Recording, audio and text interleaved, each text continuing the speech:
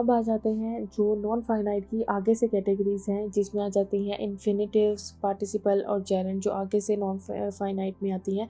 इनको डिस्कस करते हैं वन बाय वन। सबसे पहले देखते हैं इन्फिनेटिव्स को। Infinitives are a special form of verbs that can be used as a noun, adjective, or adverb. They are usually made by adding the word to before the base verb, and they can be useful when discussing actions without you actually doing the action. Infinitive जो है ये verb की एक special form होती है जो कि noun, adjective या एडवर्ब की तरह यूज़ होती है। और ये बनते किस तरह से हैं, जो बेस फॉर्म होती है, बेस वर्ब, उससे पहले टू लगाते हैं तो ये बन जाती है इन्फिनेटिव। तो उस फॉर्म को हम कह देते हैं इन्फिनेटिव। जैसे कि अगर हम कहें, अभी हमने पहले डिस्कस किया एग्जाम्पल टू प्ले। अब प्ले क्या है, ये बेस वर्ब है, इससे पहले टू लगाया तो टू प्ले बन गई इन्फिनेटिव्स। और ये वहाँ पे यूज़फुल होती है जहाँ पे एक्शन एक्चुअली परफॉर्म नहीं हो रहा, लेकिन एक्शन परफॉर्म करने का हम डिस्कस कर रहे हैं एक्शन को without actually performing the action. जैसे कि I want to go home. अब यहाँ पर वो एक्शन अभी परफॉर्म नहीं हुआ, अभी उसने बताया है कि I want to go home. अभी मैं बता रही हूँ कि मैं घर जाना चाहती हूँ, लेकिन अभी मैं गई नहीं हूँ, एक्शन परफॉर्म अभी हुआ नहीं है। तो गो हम जो है ये बेस वर्ब है और इससे पहले टू जो लगा हुआ है ये इन्फिनेटिव है। तो टू लगा के हमने टू गो, ये इन्फिनेटिव्स बन गए। सही हो गया। The infinitive is the simplest form of the verb, the form that is used in dictionaries. It can be used on its own, but is almost always preceded by to. Unlike verbs, infinitives never change in form. They can be used as nouns, adjective or adverbs in a sentence. Infinitives जो है ये verb की बहुत simplest form है जो कि dictionaries में use होती है। अब जो इन्फिनेटिव्स हैं ये अपने ऑन पे यूज़ हो सकते हैं, लेकिन इससे पहले टू लगाते हैं। जैसे अभी पहले भी डिस्कस किया है, टू प्ले, टू गो। तो इससे पहले गो से पहले या प्ले से पहले हमने टू लगाया तो ये इससे पहले टू लगता है। अब वर्ब, ये इन्फिनेटिव्स जो हैं ये फॉर्म और इनकी चेंज नहीं होती और ये नाउन, एडजेक्टिव और एडवर्ब की तरह से एक सेंटेंस में यूज़ होते हैं। एग्जाम्पल इसकी एक देखते हैं। The chipmunk needed to eat. अब इस एग्जाम्पल के अंदर चिपमंक जो है ये सब्जेक्ट हो गया और टू ईट, ईट जो है बेस वर्ब है, इससे पहले हमने टू लगाया तो ये इन्फिनेटिव बन गया। तो ये टू ईट, ये जो इन्फिनेटिव है it is acting like a noun, ये नाउन की तरह एक्ट कर रहा है। क्यों? क्योंकि ईट जो है ये एक्ट कर रहा है फूड, सच एज फूड, क्या खाना है उसने, फूड खानी है, तो ये नाउन की तरह एक्ट कर रहा है। तो ये जो इन्फिनेटिव है टू ईट, ये इन्फिनेटिव फॉर्म है। सही है। He found a grasshopper to eat। अब इस सेंटेंस के अंदर ही सब्जेक्ट है और टू ईट ये फिर से इन्फिनेटिव है और ये इस सेंटेंस में ये टू ईट जो है वो एडजेक्टिव की तरह परफॉर्म कर रहा है। क्यों? क्योंकि ये मॉडिफाई कर रहा है सेंटेंस के ऑब्जेक्ट को, क्योंकि उसने ऐड अप कर दिया पहले इन्फॉर्मेशन के उसे ग्रास होपर एक खाने की तरह से मिल गया है। तो ये जब मीनिंग में कुछ एडअप हो जाए तो उसको हम क्या कहते हैं, नाउन के मीनिंग में कुछ एडअप करने को एडजेक्टिव कहते हैं। तो ये यहाँ पे इन्फिनेटिव एडजेक्टिव के तौर पे एक्ट कर रहा है। The word to is frequently used with the infinitive but is not an essential part or sign of it। अब हमने डिस्कस किया है कि इन्फिनेटिव्स में टू यूज़ होता है बेस फॉर्म से पहले, लेकिन ये कह रहे हैं कि फ्रीक्वेंटली ये यूज़ होता है, लेकिन ये एसेंशियल पार्ट या इसका साइन नहीं है कि अगर कहीं पे टू लगा हुआ है तो वो एसेंशियल पार्ट हो गया कि टू लगना ही चाहिए। ये यूजली ऐसा होता है। Thus, after certain verb bid, let, make, see, hear, we use the infinitives without to। अब जो ये वर्ड्स हैं इन वर्ड से पहले इन्फिनेटिव्स जो है वो विदाउट टू के बनता है। कि इसके एग्जांपल्स हैं, let him sit here, I saw him do it, I heard him cry. अब इन वर्ड से पहले, हर्ड से पहले या सी की सेकंड फॉर्म सॉ से पहले यहाँ पे हम लोगों ने टू नहीं लगाया, हमने डायरेक्ट उसको यूज़ किया, लेकिन ये इन्फिनेटिव्स है तो टू कंपलसरी नहीं है, एसेंशियल पार्ट नहीं है इन्फिनेटिव्स बनाने के लिए। फ्रिक्वेंटली यूजली यूज़ ऐसे ही करते हैं इसको, लेकिन it's not the essential part. अब देखते हैं gerund. The gerund is the noun form of a verb that ends in ing। अब जो ing पे ख़त्म हो रही होती है वर्ब फॉर्म उसको जेरंड कहते हैं, सिंपल। और as you may know, a verb is a word that refers to actions or state of being, and a noun is a word that we use to refer to people, place, or things and ideas. A gerund is like a blend of verbs and nouns. It looks like a verb, but it acts like a noun. अब हमें पता है कि verb क्या होता है जी, actions होते हैं या स्टेट ऑफ बीइंग्स को कहते हैं। नाउन क्या होता है, लोगों को, पीपल, प्लेस, थिंग, आइडियाज़, इन सबको नाउन कहते हैं। तो जेरेंड कह रहे हैं कि basically it's a blend of verb and noun, यानी कि जेरेंड जो है ब्लेंड होता है वर्ब का और नाउन का। ये लगता वर्ब की तरह का है लेकिन होता ना, एक्ट कैसे कर रहा होता है, नाउन की तरह से। ये इसकी एक और सेकेंड डेफिनेशन है। For example, the word swimming is an example of a gerund. We can use the word swimming in a sentence as a noun to refer to the act of moving around the water, as in swimming is fun. अब इसके example swimming अगर हम लें तो swim ING आगे इसके लगा हुआ है, स्विम के आगे तो स्विमिंग। अब ये जो वर्ड है ये सेंटेंस के अंदर एक नाउन के तौर पे ये यूज़ होगा, लेकिन ये एक्चुअली क्या है, act of moving around the water, यानी कि एक एक्शन परफॉर्म हो रहा है। तो जैसे कि अगर हम कहते हैं स्विमिंग इज़ फन, तो स्विमिंग यहाँ पे एक्ट नाउन की तरह कर रहा है लेकिन it looks like a verb, तो ये जेरेंड है। तो gerund basically it's a blend of verb and noun. Formation of gerund, अब देखते हैं कि जेरेंड की फॉर्मेशन कैसे होती है। To turn a verb in a gerund, all you need to do is add ing to the base form of a verb. When making a gerund, there are few things to watch out for. जब हमने किसी verb को gerund बनाना होता है तो हम क्या करते हैं, ing लगाते हैं उसके लास्ट में, उसके बेस फॉर्म के साथ। ये हमने इसकी डेफिनेशन में भी डिस्कस किया है।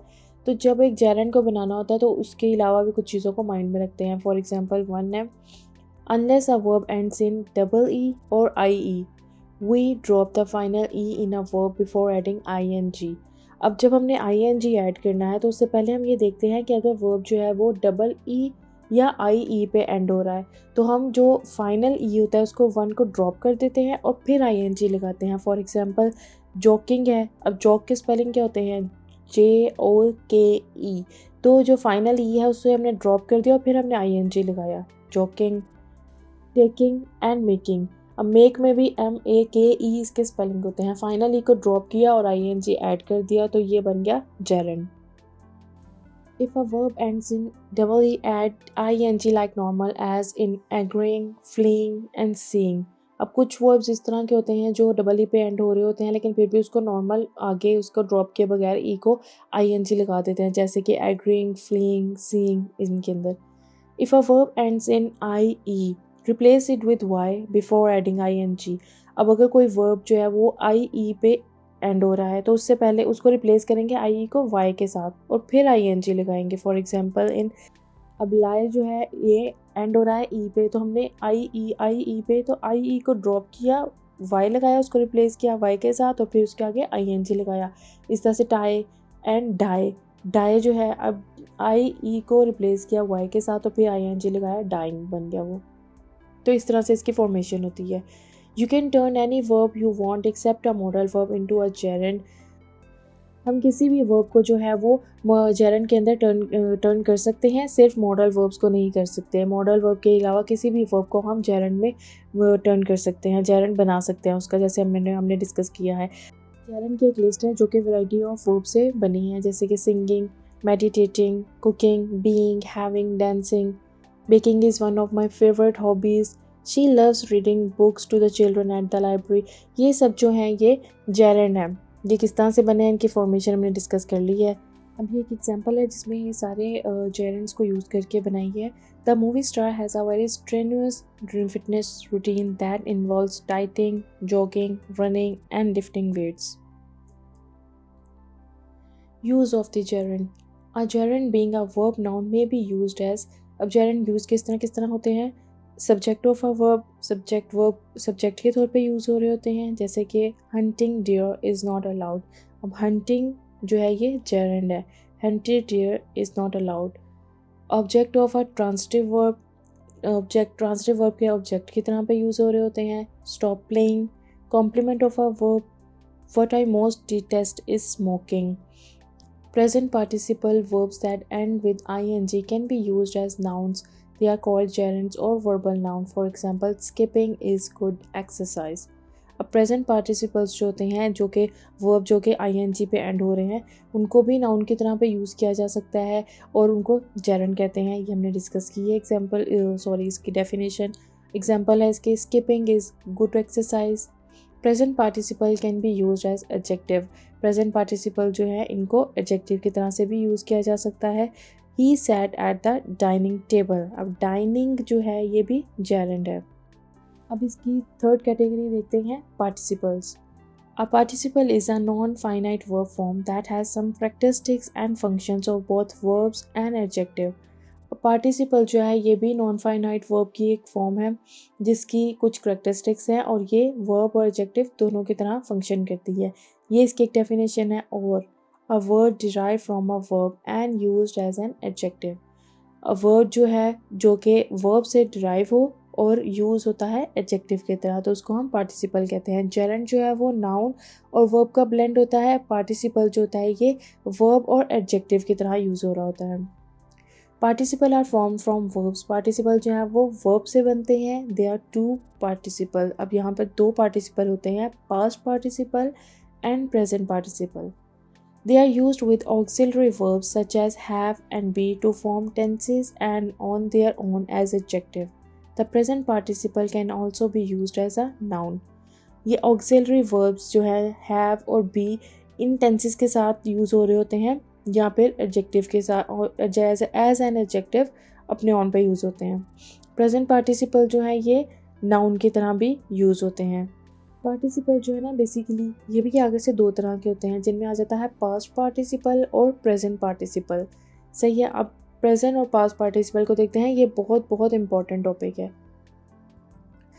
Past participle is a word with the following three traits. अब पास्ट पार्टिसिपल जो होता है उसमें ये तीन ट्रेड्स होती हैं। It is formed from a verb, verb से फॉर्म होता है। It is use an adjective और to form verb tense, adjective की तरह यूज़ होता है और टेन वो वर्ब जो है ना उसकी फॉर्म टेंस फॉर्म बनाता है। It probably ends E D D T E N और एन। ये जो है प्रोबेबली जो है एंड हो रहा होता है ई डी के ऊपर, डी पे टी, ई एन और एन। ये जो इस तरह के वर्ड्स होते हैं इनके ऊपर इसकी एंडिंग हो रही होती है। For example looked. अब लुक्ड जो है, लुक के आगे हमने ई डी ऐड किया है तो बन गई इसकी past participle form. Talked, worked, eaten. अब ईट के आगे ई एन लगाया तो वो बन गया ईटन। Written, done. तो इन सब वर्ड्स की एंडिंग हो रही है इन वर्ड्स के ऊपर, तो ये है past participles. When do we use the past participle. अब हम पास्ट पार्टिसिपल को यूज़ कब करते हैं? The past participle is used in two main way. दो मेन तरीके होते हैं इसको यूज़ करने के। To create past verb form, जब हमने पास्ट फॉर्म वर्ब फॉर्म बनानी होती है, या फिर जब उसे एज एन एडजेक्टिव यूज़ करना होता है तो हम इसको पास्ट पार्टिसिपल को यूज़ करते हैं। प्रेजेंट पार्टिसिपल क्या होता है? A participle is a type of word derived from a verb that is used for a variety of purposes such as an adjective or to construct verb tenses. The present participle of both regular or irregular verbs ends in ing. Participle वही चीज़ हमने अभी discuss किया है कि verb की form होती है जो कि जिसके वैरायटी ऑफ पर्पस होते हैं, एडजेक्टिव की तरह यूज़ होता है। यहाँ पे वर्ब फॉर्म या वर्ब टेंसेस को कंस्ट्रक्ट करने के लिए यूज़ करते हैं। और प्रेजेंट पार्टिसिपल जो होता है वो दोनों रेगुलर और इरेगुलर फॉर्म्स में ये होता है। इसके आगे आईएनजी उसकी एंडिंग हो रही होती है आईएनजी पे। फॉर एग्जांपल ट्रैवलिंग, ट्रैवल है ना उसका आगे हमने लगाया आईएनजी, तो ये प्रेजेंट पार्टिसिपल हो गया। एग्जाम्पल्स हैं इसकी facing, getting, having, resting, sleeping, tossing, yelling etcetera. ये सब प्रेजेंट पार्टिसिपल के एग्जाम्पल्स हैं। How to form present participle. अब प्रेजेंट पार्टिसिपल कब बनाते हैं, कैसे बनाते हैं sorry. The present participles of most regular और irregular verbs are form by adding ING to the base form of the verb. Present participle जो है वो रेगुलर और इरेगुलर जो होती हैं वर्ब्स उनकी किस तरह से बनाते हैं, बेस फॉर्म के एंड में आईएनजी लगा के, तो उसको हम बनाते हैं उसकी प्रेजेंट पार्टिसिपल फॉर्म। जैसे कि इम्प्लाई एक वर्ब है तो इसके आगे आईएनजी लगाया तो ये इसकी प्रेजेंट पार्टिसिपल फॉर्म बन गई। या कन्फ्यूज़ है उसके आगे आईएनजी लगाया तो कन्फ्यूजिंग। फील के आगे आईएनजी लगाया तो बन गया फीलिंग। तो ये इसकी फॉर्मेशन है। अब आ जाते हैं पार्टिसिपल एडजेक्टिव। एक चीज़ होती है पार्टिसिपल एडजेक्टिव, ये क्या होता है? Participle adjectives are a form of verb plus ING और verb plus ED that is used as an adjective that describes a noun और प्रोनाउन। अब पार्टिसिपल हमने डिस्कस कर लिया कि क्या है। इसके एंड में वर्ब के साथ आईएनजी आ रहा है या ईडी आ रहा है या उसकी फॉर्म बदल रही है, ये हैं जी पार्टिसिपल्स। एडजेक्टिव क्या है? एडजेक्टिव होता है जो नाउन या प्रोनाउन के मीनिंग को मज़ीद डिस्क्राइब करता है।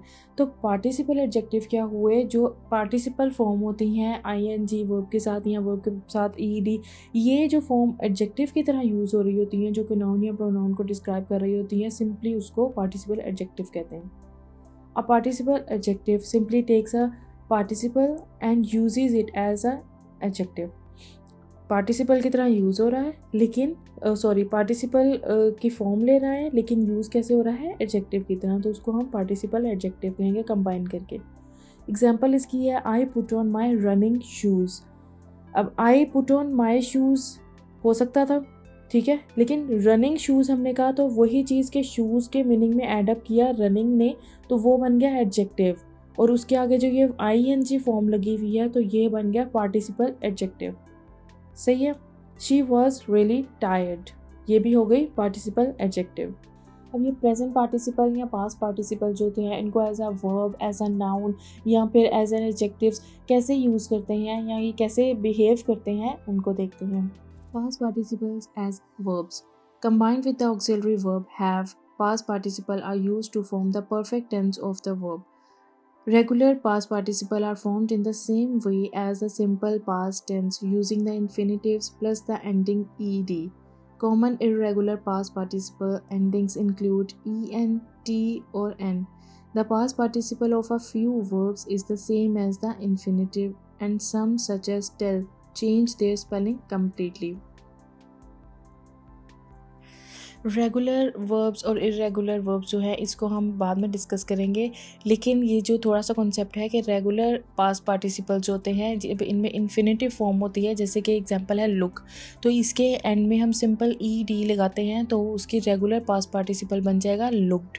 सही हो गया। लेकिन जब इरेगुलर की बात करते हैं तो उसमें वो पूरी की पूरी फॉर्म चेंज हो जाती है, ठीक है। यानी कि टेल है तो वो टोल्ड हो जाएगा, यानी कि पूरी की टेल्ड नहीं होगा, ईडी उसके एंड में नहीं आएगा, तो वो ईडी नहीं लग रहा, तो मतलब वो इरेगुलर फॉर्म बन रही है। तो इरेगुलर पास्ट पार्टिसिपल जो होते हैं उसमें आ जाता है जी टेक की फॉर्म आ जाती है, taken, frozen, built, kept, grown, worn, told, begun etcetera. जब ये इरेगुलर जो ये बिल्कुल चेंज हो जाती है ना फॉर्म वर्ब्स की, तो उसे इरेगुलर पास्ट पार्टिसिपल कहते हैं। लेकिन रेगुलर में वो आती हैं जो अपने आगे सिर्फ ईडी लगाने के बाद एक रेगुलर पास्ट पार्टिसिपल फॉर्म बना देती हैं। जैसे कि लुक है, आगे ईडी लगा तो लुक्ड बन गया। टेल है, उसको हम आगे ईडी नहीं लगाएंगे, उसकी पूरी की पूरी फॉर्म ही चेंज हो जाएगी, वो टोल्ड हो जाएगा। सही है। Present participles as verb. Present participles are used with the auxiliary verb be to form verbs in the continuous tense. They are formed using the infinitive and the ending ing.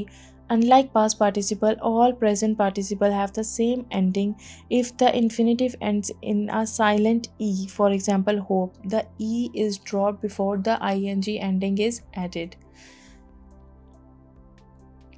Present participles होते हैं ये auxiliary verb जो B होता है ना वो वाली form लेते हैं वर्ब की कॉन्टिन्यूस टेंस बनाने के लिए, और ये जो है इन्फिनेटिव्स में जब बनता है तो इसकी फॉर्मेशन ऐसी होती है ईडी नहीं लगेगा, इसके एंड में हम आईएनजी लगाते हैं। हमने अभी डिस्कस किया है ना कि प्रेजेंट पार्टिसिपल की फॉर्मेशन में आईएनजी लगता है, तो आईएनजी लगेगा वांट के आगे तो वो वांटिंग बन जाएगा, यानी कि प्रेजेंट पार्टिसिपल बन जाएगा। और अगर होप है तो वही बात के साइलेंट जो है ना बनेगा, तो ई को हम ड्रॉप करेंगे और फिर उसके आगे आईएनजी लगाएंगे, जैसे अभी पहले भी हमने इसकी फॉर्मेशन डिस्कस की है। तो ये वही चीज़ है। Past participle as adjectives.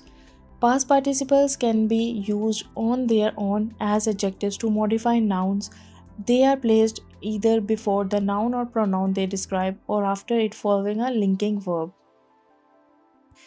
अब जहाँ पे भी एडजेक्टिव की बात आती है ना, वहाँ पे सिर्फ एक चीज़ माइंड में रखनी है कि एडजेक्टिव होते हैं जो नाउन या प्रोनाउन के मीनिंग को मॉडिफाई कर रहे होते हैं, उनको मज़ीद डिस्क्राइब कर रहे होते हैं। तो पास्ट पार्टिसिपल जब यूज़ हो रहा है नाउन के मीनिंग को डिस्क्राइब करने के लिए एज एन एडजेक्टिव, तो वहाँ पे उसको हम कहेंगे कि past participle as a adjective behave कर रहा है, ठीक है। दे आर प्लेस्ड इधर नाउन या प्रोनाउन से पहले उसको लगाते हैं, ये भी हमें पता है क्योंकि उसको डिस्क्राइब कर रहा होता है ये, और अगर उसके बाद लगेगा तो वो उसके साथ लिंकिंग वर्ब से उसे लिंक बना रहा होगा उसके साथ, ठीक है। There are many participle adjectives form from past participle. अब बहुत से पार्टिसिपल एडजेक्टिव जो हैं वो पास्ट पार्टिसिपल से बनते हैं। For regular verbs adding ED to the base form creates past participle. अब वही बात रेगुलर बनाने के लिए हम वर्ब के एंड में सिर्फ ईडी लगाएंगे तो वो पार्टिसिपल एडजेक्टिव बन जाएगा। His broken skates. अब ये ब्रोकन जो है नाउन से पहले आया है, ये यहाँ पे एडजेक्टिव के तौर पे यूज़ हो रहा है। This past participle is being used as an adjective before the noun it describes skates. His skates were broken. अब यहाँ पर जो पास्ट पार्टिसिपल है ये एडजेक्टिव के तौर पे यूज़ हो रहा है, आफ्टर द नाउन ये आया है, ठीक है, और लिंकिंग वर्ब से लिंक कर रहा है। स्केट और ब्रोकन इन दोनों के दरमियान में लिंक बना रहा है लिंकिंग वर्ब वर। सही हो गया। Present participles as adjectives. Like past participle, present participle can be used as adjectives. They can be placed before or after the noun or pronoun that they modify. Past participle की तरह present participle में भी adjective की तरह पे use होते हैं और उसी तरह से नाउन से पहले या नाउन के बाद आते हैं नाउन या प्रोनाउन के मीनिंग को मॉडिफाई करने के लिए। Lots of present participle are used as participle adjective to adding. बहुत से जो प्रेजेंट पार्टिसिपल होते हैं ना वो पार्टिसिपल एडजेक्टिव के तौर पे भी यूज़ होते हैं। Adding ING to the base form of a verb creates a present participle. अब वही बात प्रेजेंट पार्टिसिपल बनाने के लिए हमें उसके साथ आईएनजी फॉर्म लगानी है। सही हो गया। दे वर मिसिंग। अब यहाँ पर जो है this present participle is formed from the verb miss and is describing the verb skates. अब यहाँ पर जो ये वर्ड है स्केट्स की बात हो रही है, द स्केट्स वर मिसिंग या दे वर मिसिंग। तो ये जो प्रेजेंट पार्टिसिपल है ये फॉर्म हो रहा है वर्ब मिस से, ठीक है। इसके आगे मिस के आगे हमने आईएनजी लगाया है। This present participle is being used as an adjective after the pronoun it describe they following the linking verb were। और इन दोनों के दरमियान में लिंक बना रहा है लिंकिंग वर्ब। दे और मिस के दरमियान मिसिंग के दरमियान में वर्ड जो है वो as a linking verb use हुआ है। द मिसिंग स्केट्स, तो यहाँ पे भी उसी तरह से स्केट से पहले मिसिंग यूज़ हुआ है वर्ड, तो ये present participle as adjective use हुआ है। Present participles as nouns. When the present participle of a noun is used as a noun, it is called a gerund. Like nouns, a gerund, one word or a gerund phrase, multiple words, can be used as a subject or object of a sentence. अब present participle जो है noun के तौर पे use हो रहा है, तो अभी हमने नाउन पढ़ा था, जेरेंड की डेफिनेशन पढ़ी थी कि वर्ब और नाउन का जो ब्लेंड होता है वो जेरेंड होता है। तो जब प्रेजेंट पार्टिसिपल जो है वर्ब में एज अ नाउन यूज़ हो रहा है तो उसको हम जेरेंड कहेंगे। तो नाउन की तरह जेरेंड भी जो है वो वन वर्ड हो या फिर जेरेंड फ्रेज हो यानी कि मल्टीपल वर्ड्स हो तो वो भी सब्जेक्ट या ऑब्जेक्ट की तरह एक सेंटेंस में यूज़ हो सकते हैं। For example, he wanted to do some ice skating. अब आइस स्केटिंग जो है ये जेरेंड है। दिस जेरेंड फ्रेज है। This gerund phrase ice skating is acting as the object of this sentence. यहाँ पे ये जो जेरेंड फ्रेज आइस स्केटिंग है ये सेंटेंस के ऑब्जेक्ट की तरह से एक्ट कर रहा है। अब आइडेंटिफाइंग अ जेरेंड फ्रेज, हमें जेरेंड फ्रेज को आइडेंटिफाई कैसे करना होता है। Participle phrases act as adjectives, whereas gerund phrases act as nouns, which can be described by adjectives. As gerund phrases are always singular, it is possible to check whether a phrase is a gerund phrase by substituting the pronoun it. अब gerund phrase को और participle phrase को किस तरह से identify करना है हमें पता कैसे चलेगा कि ये जो फ्रेज है जेरेंड फ्रेज है या पार्टिसिपल फ्रेज है। तो पार्टिसिपल फ्रेज जो होते हैं ये एडजेक्टिव की तरह एक्ट करते हैं और जो जेरेंड फ्रेज होते हैं ये नाउन की तरह एक्ट करते हैं जो कि एडजेक्टिव को डिस्क्राइब कर रहे होते हैं कर सकते हैं। जेरेंड फ्रेज जो हैं वो हमेशा सिंगुलर होते हैं और इनको चेक करने के लिए फ्रेज को हम क्या करेंगे, substitute it pronoun it use करेंगे, ठीक है। उसके सब्स्टिट्यूट करेंगे प्रोनाउन इट को सब्स्टिट्यूट करके देखेंगे किस तरह से करेंगे, एग्जाम्पल से ज़्यादा आपको अच्छी समझ आएगी। Emptying his cupboard, Josh found them, ठीक है। अब emptying his cupboard, अब ये जो है ये एक फ्रेज़ है, इसको हम रिमूव करके इसकी जगह पे सब्स्टिट्यूट इट पुट करके देखते हैं। आगे का सेंटेंस ऐसे ही रहने देंगे, यहाँ पे इट पुट करके देखते हैं कि कोई सेंस बन रही है कि नहीं बन रही। अब हम emptying his cupboard की जगह लिखते हैं इट, ठीक है। आगे Josh found them, अब the pronoun it has been substituted for the phrase, अब इट जो है हमने सब्सटीट्यूट पुट किया है एम्प्टिंग हिज कबर्ड की जगह पे, एंड द रिजल्टिंग सेंटेंस कोई सेंस नहीं बना रहा जो रिजल्टिंग सेंटेंस है, तो जो फ्रेज है ये पार्टिसिपल फ्रेज है। सही हो गया। अगर वो सेंस नहीं बना रहा रिजल्टिंग सेंटेंस तो वो पार्टिसिपल फ्रेज होगा। Emptying his cupboard, Josh found them. This participle phrase is acting as an adjective describing Josh. अब ये जो participle phrase है ये act कर रहा है adjective की तरह, जो कि describe कर रहा है जोश को। सही हो गया। उसके बाद एक और एग्जांपल देखते हैं जिसमें हम कह रहे हैं repairing the skates was a priority. अब रिपेयरिंग द स्केट्स जो है ये भी एक फ्रेज़ है। अब इस फ्रेज़ की जगह पे हम सब्स्टिट्यूट इट पुट करके देखते हैं। अगर रिजल्टिंग सेंटेंस जो है सेंस बनाएगा तो वो जेरेंड फ्रेज़ होगा, और अगर वो सेंस नहीं बनाएगा तो वो पार्टिसिपल फ्रेज़ होगा। तो अगर हम रिपेयरिंग द स्केट्स को रिमूव करके वहाँ सब्स्टिट्यूट इट पुट करेंगे तो वो बन जाएगा इट वॉज अ प्रायोरिटी। तो इस सेंटेंस ने सेंस बनाई है। The pronoun it has been substituted for the phrase and the resulting sentence makes sense, so the phrase is gerund phrase. अब ये सेंस बना रहा है तो ये जेरेंड फ्रेज है। Repairing the skates was a priority. अब ये एक ओवरऑल एग्जांपल देखते हैं जिसमें ये सारे पास्ट पार्टिसिपल प्रेजेंट पार्टिसिपल किस किस तरह से बिहेव कर रहे हैं वो सब शो किया है। Josh had looked everywhere for his broken skates. He had been hoping to do some ice skating but they were missing. अब इस सेंटेंस के अंदर लुक्ड जो है वो past participle as verb use हुआ है। ब्रोकन जो है वो past participles as adjective use हुआ है। Hoping present participles as verb use हुआ है। Ice skating present participle as noun use हुआ है। और missing present participles as adjective use हो रहा है। So that's everything for now. Irregular verb and regular verb and the topic of verb agreement will be covered in the upcoming video. So please like, subscribe and share for more videos. Thank you.